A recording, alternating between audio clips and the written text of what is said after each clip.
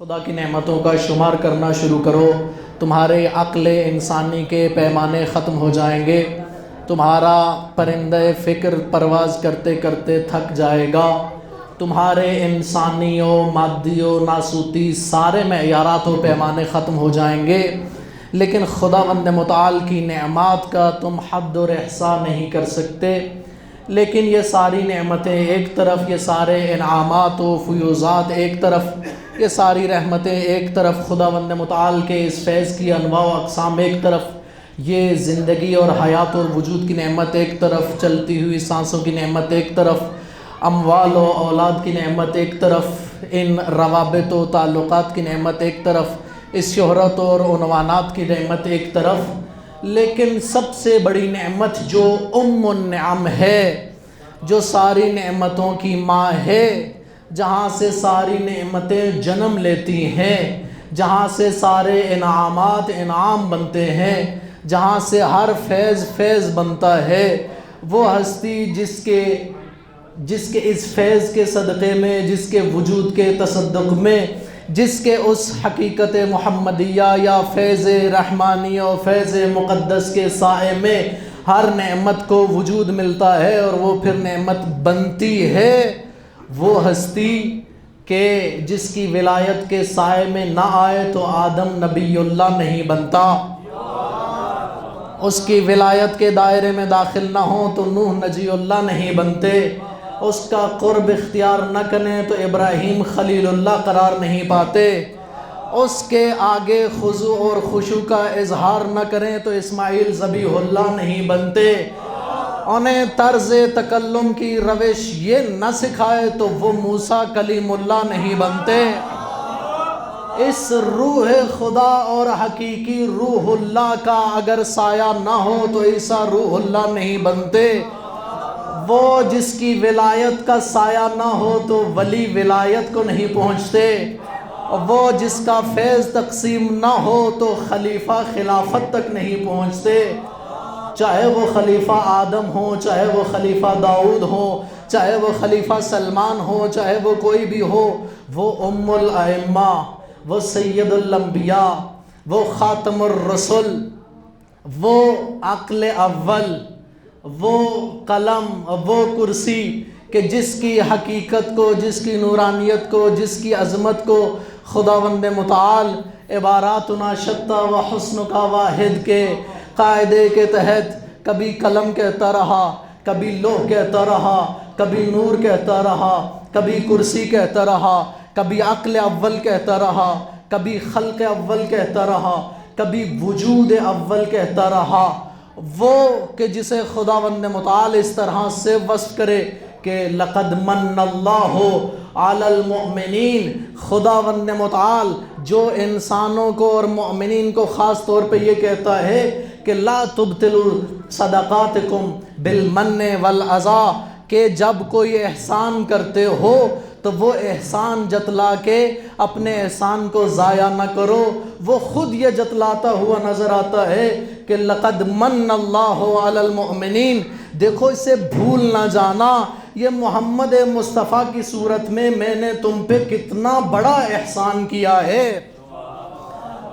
خدا کہے تو لقد من اللہ علی المؤمنین، امیر المؤمنین، مولا کائنات، امیر ممکنات، وہ جس کے دست ولایت تکوینی میں یہ عالم رنگ بو، یہ عالم ہست و بود، یہ پوری کائنات عالم ناسوت و عالم ملکوت سے عالم جبروت و عالم لاہوت تک، وہ جو سب علی کے قبضہ قدرت میں ہے، وہ اگر کہتا ہوا نظر آئے تو یہ کہتا ہوا نظر آئے کہ انا عبد من عبید محمد، کہ میں انبیاء کا، ایک صلوات بلند آواز سے ہدیہ کیجیے گا،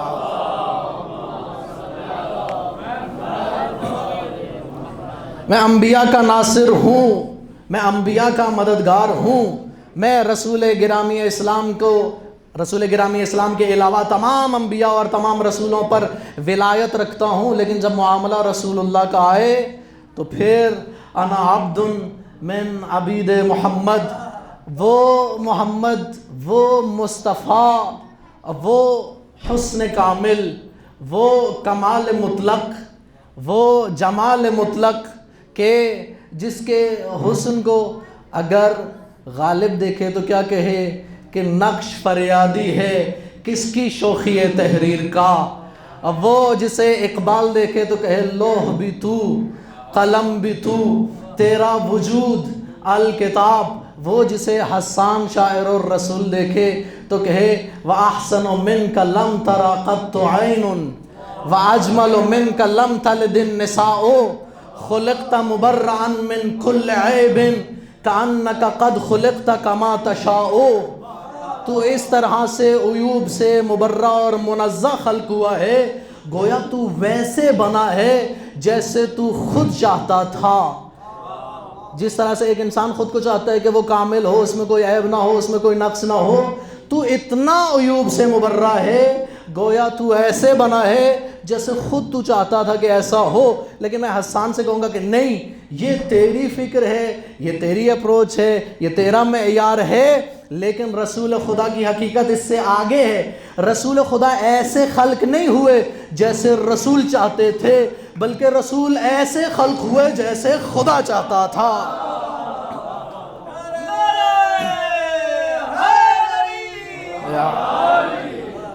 وہ جس کے بارے میں بیان کرے تو یا خدا بیان کرے یا علی مرتضیٰ بیان کرے. یا علی مجھے کوئی نہیں جانتا الا اللہ او انتا، میری معرفت کوئی نہیں رکھتا. یا خدا معرفت رکھتا ہے یا تو معرفت رکھتا ہے. اور فلسفی اور عقلی قانون کے مطابق بھی معرفت کامل یا خدا رکھ سکتا ہے یا مرتضیٰ رکھ سکتا ہے، اور کوئی معرفت رکھ نہیں سکتا. وہ اس لیے معرفت رکھتا ہے خدا چونکہ وہ علت ہے. معلول کے پاس جو کچھ بھی ہو، مخلوق کے پاس جو کچھ بھی ہو، ممکن کے پاس جو کچھ بھی ہو، وہ واجب کا عطا کردہ ہے، وہ علت کا عطا کردہ ہے، وہ خالق کا عطا کردہ ہے. لہٰذا خالق کو معلوم ہے کہ اس نے مخلوق کو کیا دیا ہے، لہٰذا وہ معرفت کامل رکھتا ہے اپنی اس خلق اول کی. اور علی مرتضیٰ بھی معرفت کامل رکھتے ہیں. لیکن خدا نبی کی معرفت کامل رکھتا ہے، یہ خدا بند متعال کے لیے کوئی اعزاز نہیں ہے، کیونکہ وہ خالق ہے، وہ علت ہے. اسے معلول کی معرفت کامل ہوگی، اسے معلول کی تمام شخصیت کے تمام پہلوؤں کا احاطہ ہوگا. لیکن علی مرتضیٰ بھی معرفت کامل رکھتے ہیں.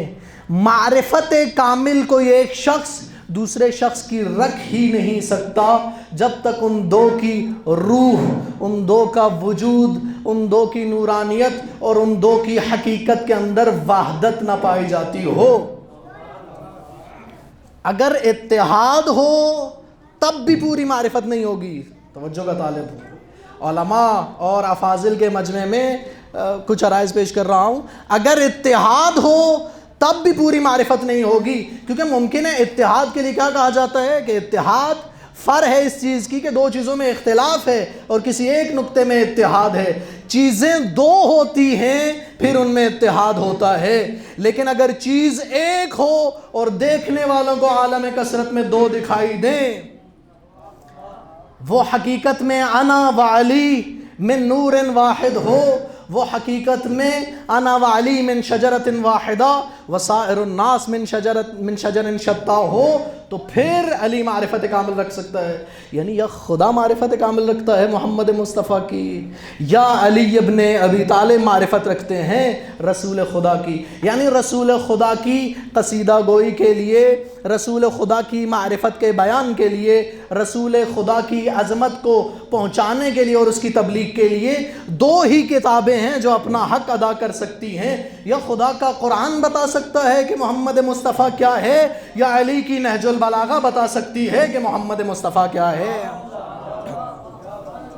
اس کے علاوہ زبانیں گنگ ہو جائیں گی، عقلیں پریشان ہو جائیں گی، نفس انسانی کی سکت ختم ہو جائے گی. انسان میں وہ اصلاً استطاعت و قدرت و طاقت موجود ہی نہیں ہوگی کہ وہ بیان کرے کہ محمد مصطفیٰ کیا ہے. وہ جسے خداوند متعال مختلف اوصاف سے بیان کر رہا ہو. بقول آیت اللہ جوادیہ ملکہ کے چند جگہوں پر پیغمبر کے لیے حصر استعمال کیا، وَمَا أَرْسَلْنَاكَ إِلَّا رَحْمَةً لِلْعَالَمِينَ. اسی طرح سے جہاں پر یہ فرمایا کہ آپ پر وحی ہوتی ہے، وہاں پر انما کے ذریعے سے حصر کیا. اسی طرح سے دوسری جگہ پر جہاں پر اپنے پیغمبر کی بات کی وہاں پر حصر کو استعمال کیا. یعنی خداوند متعال یہ برداشت نہیں کرتا کہ جہاں پر وصف پیغمبر بیان ہو رہا ہو وہاں پر کوئی اور شریک ہو. جیسے وہ خدا اور خالق ہوتے ہوئے لا شریک ہے، یہ مخلوق ہوتے ہوئے لا شریک ہے. اس کے اوصاف میں، اس کے کمالات میں، اس کے معیارات میں، اس کی فضیلت میں، اس کی عظمت میں، اس کی نورانیت میں کوئی بھی شریک نہیں ہے مگر وہ کہ جن کے بارے میں کہہ دیا جائے کہ اولنا محمد، اوسطنا محمد، آخرنا محمد، کلنا محمد. وہی محمد ہر دور میں آپ کو رسول گرامی اسلام کی شخصیت کے عکاس نظر آئیں گے. قرآن کو دیکھیں تو رسول گرامی اسلام کی عظمت کا پتہ چلے گا. اگر نہج البلاغہ کو دیکھیں تو رسول گرامی اسلام کی عظمت کا پتہ چلے گا.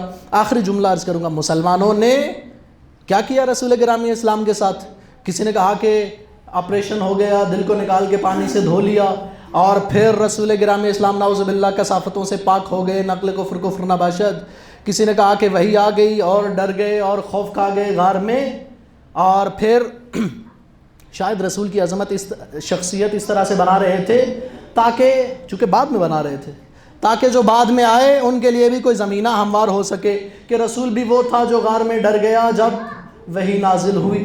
رسول بھی وہ تھا کہ جسے بخار ہو گیا اور پھر لحاف اوڑا اور جناب حضرت خدیجہ نے اپنے کزن سے پوچھا اور ورقہ ابن نوفل نے کیا کہا کہ آثار نبوت ہیں. رسول بھی کون ہے؟ دوسروں کے ہاں، دوسرے مکاتب کے ہاں. اگر عظمت مصطفیٰ سننی ہو تو مکتب اہل بیت بیان کر سکتا ہے، کوئی اور بیان نہیں کر سکتا. رسول خدا تشریف لائے تو وہ جو تاریخوں نے لکھا، ہماری حدیث کی کتابوں نے لکھا کہ قیصر و کسریٰ کے محل میں کیا ہوا، کعبۃ اللہ میں بت کس طرح سے گرے، کس طرح سے تارے ٹوٹ کے گرے، کس طرح سے کیا کیا معجزات ہوئے، کسی اور کو کیا خبر ہے؟ یا رسول گرامی اسلام کے اس خدا کو خبر ہے کہ جو اس عالم، اس ملک و ملکوت سے، اس عالم جبروت و لاہوت سے پیغمبر اکرم کو اس طرح سے نازل فرما رہا ہے اس عالم ناسوت اور عالم، اس انسانیت اور عالم مادہ میں؟ یا اس ابو طالب کو خبر ہے کہ جس کے گھر میں خدا اس نعمت عظمیٰ کو بھیج رہا ہے؟ باقی کسی کو کیا معلوم کہ کیا ہو رہا ہے؟ باقی کسی کو کیا معلوم کہ کائنات میں یہ تغیرات کس لیے ہیں؟ یہ ابو طالب کو معلوم ہے. پچھلے دنوں سوشل میڈیا پہ بھی کسی نے خوبصورت جملہ لکھا تھا کہ میلاد مناؤ، لیکن میلاد منانے کے لیے گھر والوں کو مبارکباد دینی پڑے گی، اور گھر والوں کو جب مبارکباد دینے کا مرحلہ آئے گا تو یا عبد المطلب کا سامنا ہوگا یا ابو طالب کا سامنا ہوگا.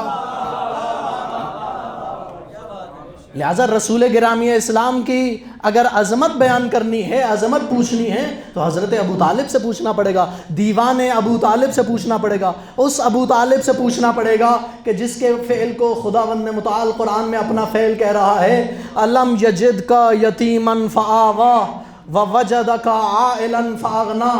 کیا ہم نے آپ کو یتیم دیکھ کے پناہ نہیں دی، اور کیا ہم نے آپ کو تنگ دست دے کے مال عطا نہیں کیا اور غنی نہیں کیا؟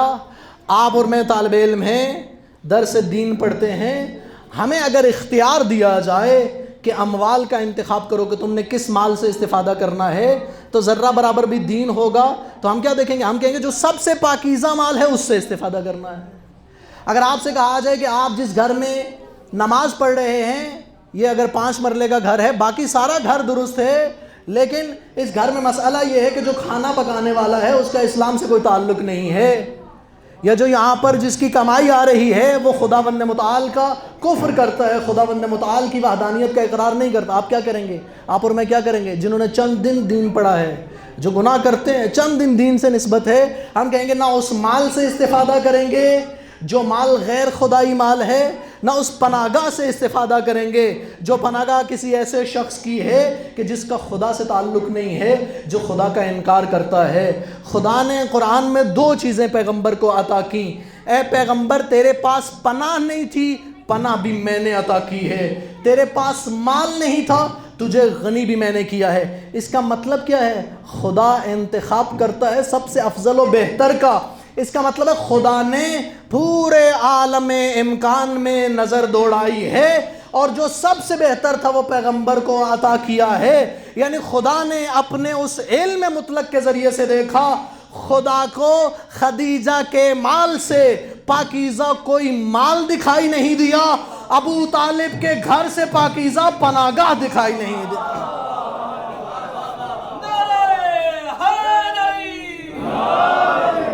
اس لیے فرمایا کہ علم یجد کا یتیما فآوا ووجدک ضالا فہدا ووجدک عائلا فاغنا۔ قصیدہ پڑھتا گیا قرآن، اور اب میں ختم کروں، قرآن مجید قصیدہ پڑھتا گیا، رسول گرامی اسلام کو موضوعیت عطا کی قرآن مجید نے۔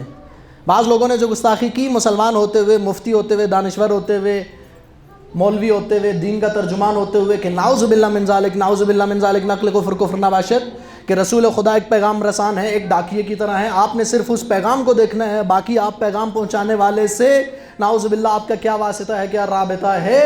ایسے لوگوں کو جواب کیا ہے کہ اگر صرف پیغام پہنچانے آئے تھے اور اس کی شخصیت سے ہمارا کوئی رابطہ نہیں ہے، تو پھر کبھی رسول کے چہرے کی قسم کیوں کھاتا ہے، کبھی رسول کے ہاتھوں کا ذکر کیوں کرتا ہے، کبھی سینے کا ذکر کیوں کرتا ہے، کیوں چہرے کی روشنی کو جو مثل خورشید چمک رہی ہے اسے دیکھ کے کہتا ہے وَالشَّمْسِ وَضُحَاهَا، کیوں وہ زلفیں جو ایک گٹا ٹوپ اندھیرے کی طرح، ایک سیاہ اور کالی رات کی طرح بکھر چکی ہیں رسول گرامی اسلام کے سر اقدس پہ، اسے دیکھ کے کہتا ہے وَاللَّيْلِ إِذَا يَغْشَاهَا، کیوں اس مقدس سینے کو دیکھ کے فرماتا ہے الم نشرح لک صدرک، کیوں اس معظم پشت مبارک کو دیکھ کے فرماتا ہے ووضعنا عنک وزرک، کیوں اس کے ید خدائی اور ید الہی کے اس فعل الہی کو دیکھ کے فرماتا ہے وما رمیتا اذ رمیتا ولکن اللہ رما، کیوں اس کے ہاتھ کو اپنا ہاتھ کہتا ہے، کیوں اس کے ہاتھ پہ بیعت کرنے والوں کو تحت الشجرہ